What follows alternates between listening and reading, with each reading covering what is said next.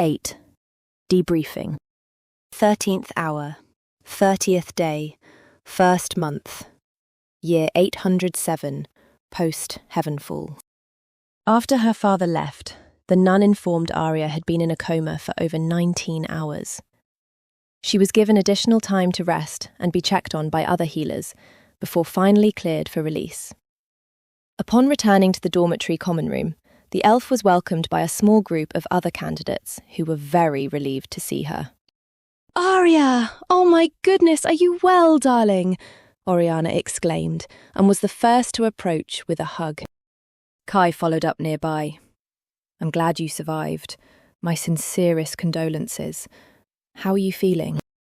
"I'm not great, but I'm better than I was before," Ariya answered. "Would you like to sit down?" Oriana pointed to the couches nearby. Ariya nodded. She saw Barnov giving a friendly invitation while sitting at the spot where they first met. However, her attention immediately shifted to a nearby chair where Zarin had just stood up. The two couldn't help but lock eyes as they both felt the same rush of reassurance upon seeing each other still alive. Like cracks forming stones of shared trauma, a pair of faint smiles broke out between them. Oriana gently took Ariya's hand and guided her forward. "Kai, could you bring the gifts from the countertops?" "Gifts?" Malanti wondered as she sat down. Kai returned with a glass vase with teal-coloured orchids, a stuffed animal shaped in the caricature of a fat owl beast, and a small envelope resembling the sizes used for holiday cards.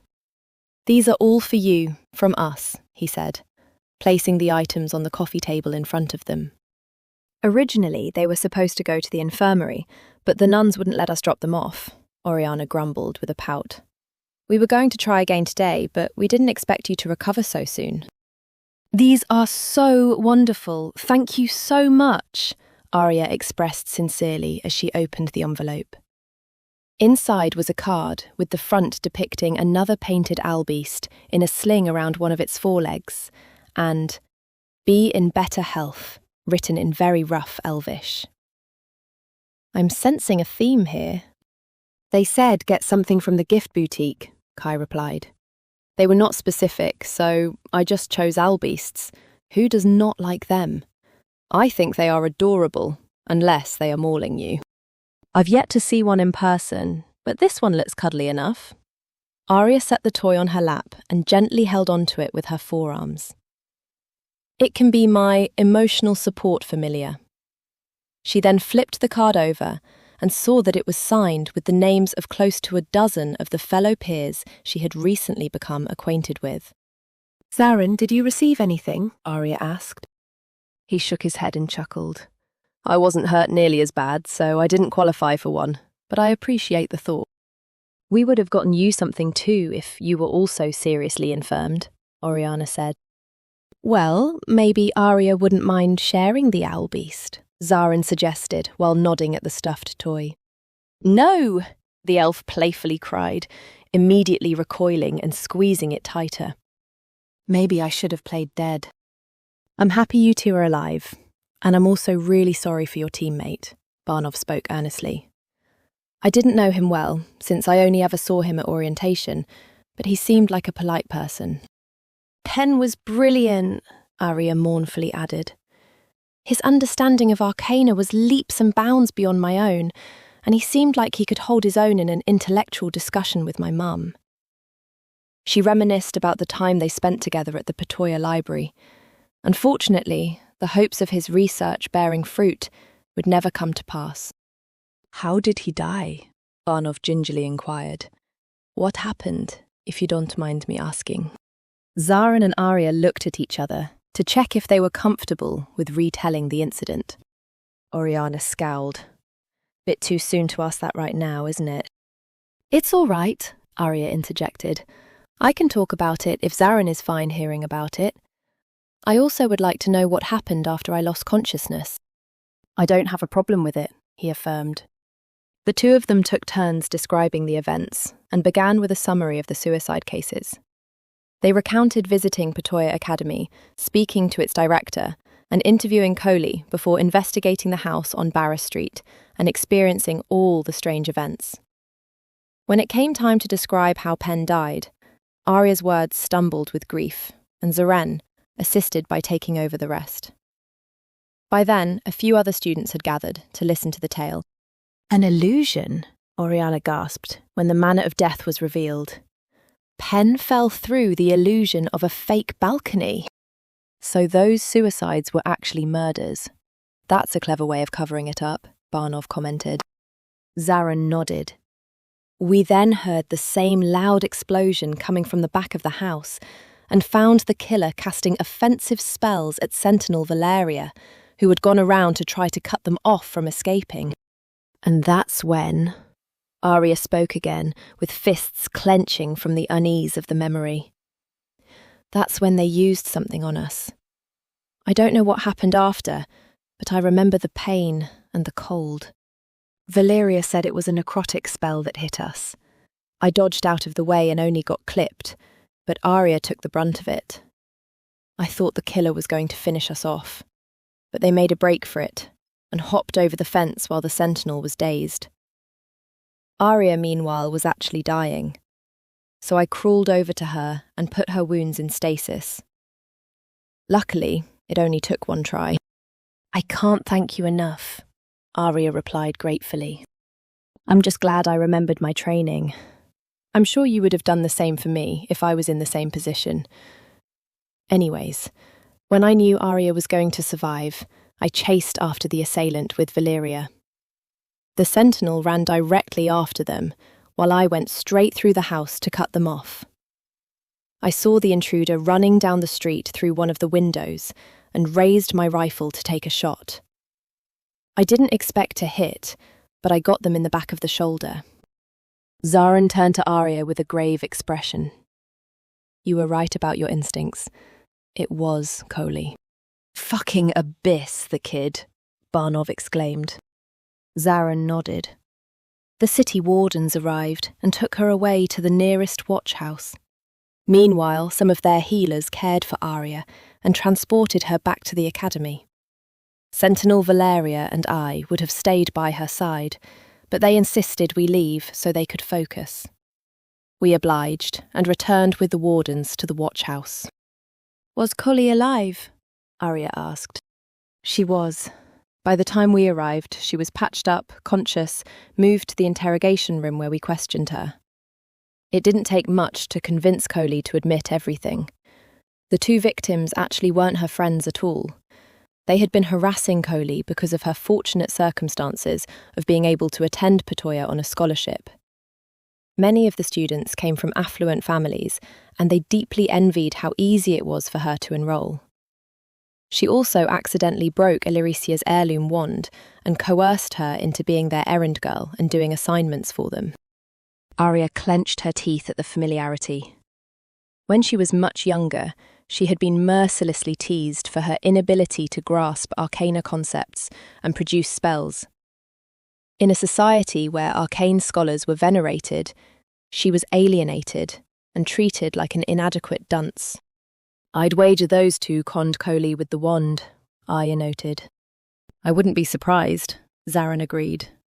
Aerie Staggerson and Illyria Nu were also dangling over her head some introduction to a boy Coley had romantic interests with. They promised Coley into their circle if she stayed compliant. And this is why I don't miss the days of being a youth. Children can be psychopaths, Oriana quipped with disgust. It gets better, Zaren added. They broke into the house of the Night Mother as a dare, and then used Ark to seal Coley into one of the bedrooms before abandoning her. What was wrong with these two? Barnov exclaimed. Maybe my folks had the right idea keeping me homeschooled. Ariya shook her head at the behaviour. I'd say it's pretty clear what Coley's motive was at this point.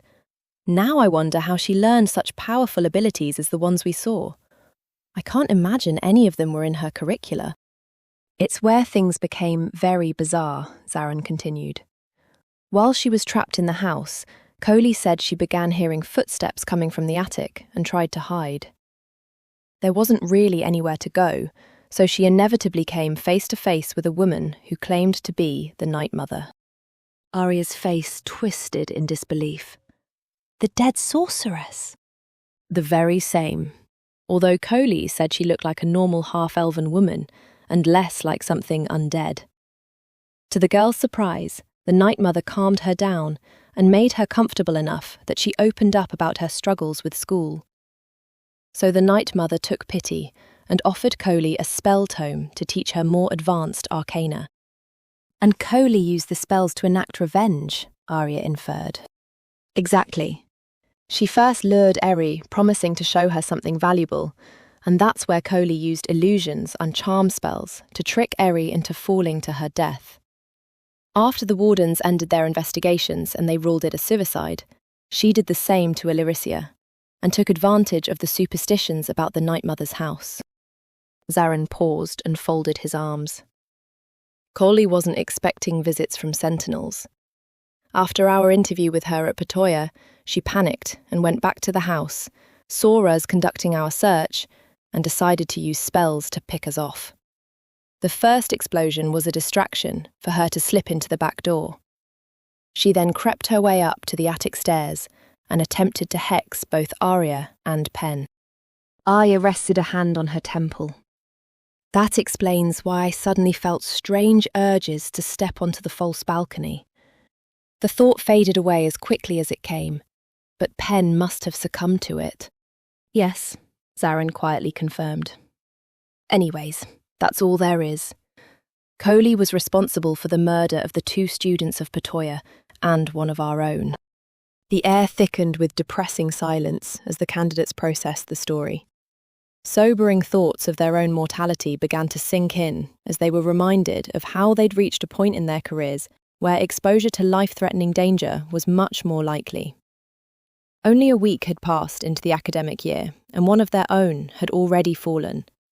Could someone be next the following week? Fuck that kid, Barnov growled. I don't care how young she was.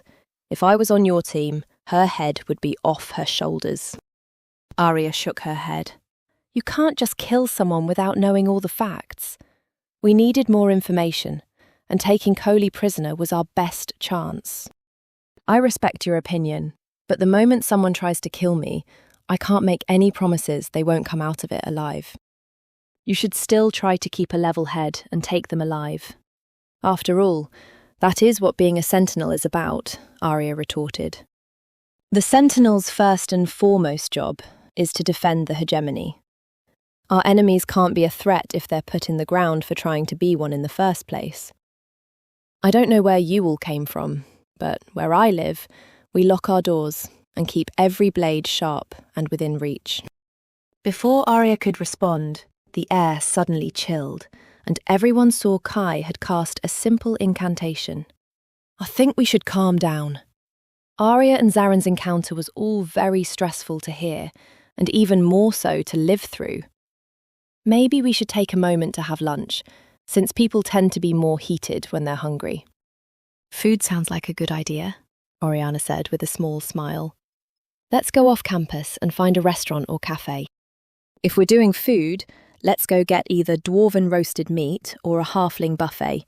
I just want to go anywhere I can eat my fill, Barnov recommended. Maybe Zarin and Ariya should decide with all things considered, Kai proposed. Zarin shrugged. I'm not particularly hungry. Me neither, Ariya added. She still felt nauseated from the physical and mental strain of the recent ordeal. That is understandable, Kai said solemnly. Whenever you both feel better, we can all go somewhere together. I saw an elven restaurant nearby that I was curious to try. What's elven food like? I never had it before, Barnov wondered. Imagine a hot bowl of flattened rice noodles, chicken tenderloins, and a broth mixed with herbs and bean sprouts that harmoniously generated flavours that were salty, sweet, and citrusy. Sounds fine for the winter, but terrible for the warmer weather, she commented, with her mouth twisted in uncertainty. There's usually other options too, like rice and grilled meat dishes and fried rolls, Ariya suggested. We can wander around and see what is close by. Otherwise, there's always the refectory, Kai said while beginning to stand. He noticed Ariya and Zarin remained rooted in their seats and asked, Are you certain you both do not want anything? I can bring food back. I'll be fine, the elf declined. I don't really have much of an appetite right now. You should still eat something light to regain your strength. We'll be back soon. As the rest of the group began to exit from the dormitory, Ariya's mind still lingered on recent events. If Coley was the murderer, who gave her the spellbook in the first place? The pale light of Haven's moon refracted through a narrow window of frosted glass and iron bars, casting a ghostly glow on the stone floor of Coley's jail cell. Tonight, the air was uncomfortably humid and exacerbated the stench of urine from inmates missing the toilet. There were a few detained in other cells, each separated by a wall and gated off by bars. However, as the only juvenile incarcerated, Coley was allocated her own confinement and sat alone in the corner on top of a cot. The back of her mind ached as if being squeezed by an invisible hand. The jailers told her this would be a side effect of the suppression collar they snapped to her neck. Her fingers ran along the rough, iron-like material and felt the raised lines of patterns coursing throughout like blood vessels. She recalled her instructors mentioning nutridium, a material able to manipulate the flow of arcanic energy depending on its shape. In the case of the collar, it cut off the brainstem from being able to push arc to the rest of the body. Still, the sensation was hardly a bother next to the racing thoughts robbing Coley of any sleep. Her life and prospects of being a professional arcanist were over. Was there anything she could do or say to plead to the magistrate to lessen her sentence? Would she be executed, sentenced to prison for the rest of her life? Conscripted into the penal army to repent? Questions and imaginations of the future threw her mind into chaos. Yet Coley would sometimes return to the past and chuckle breathlessly at her vengeance on Illyria and Eri.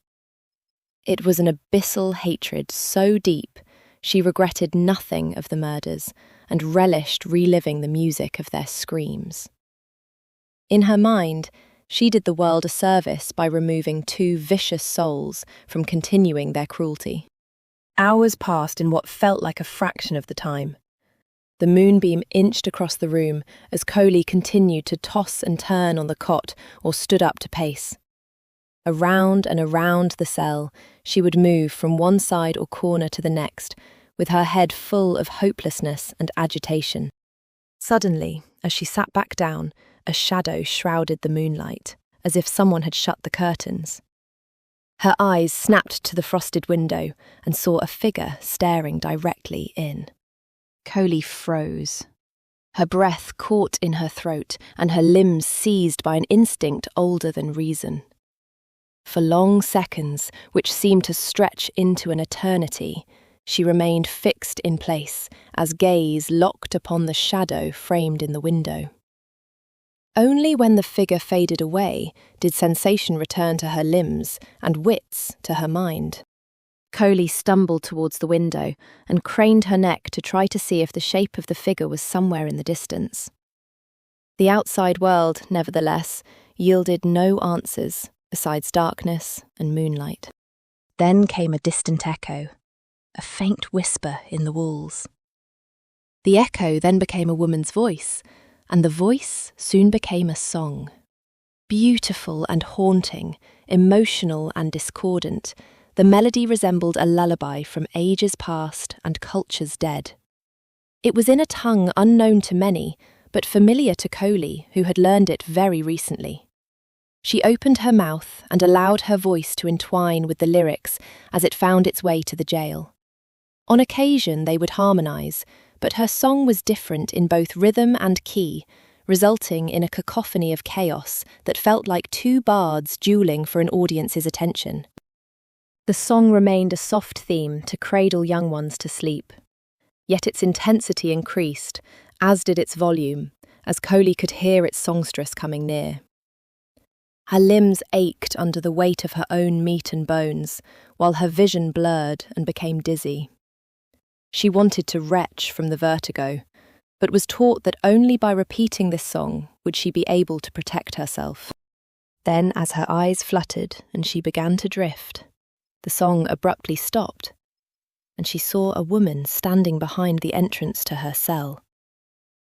Despite the darkness of the corridor, Coley was able to make out a gaunt yet alluring face, with long hair draped to the sides. It was someone she remembered extremely well. "Coley Megna," the Night Mother began. "How could this have happened?" "Night Mother!" A spark of relief alighted from within the prisoner as she rushed to the bars.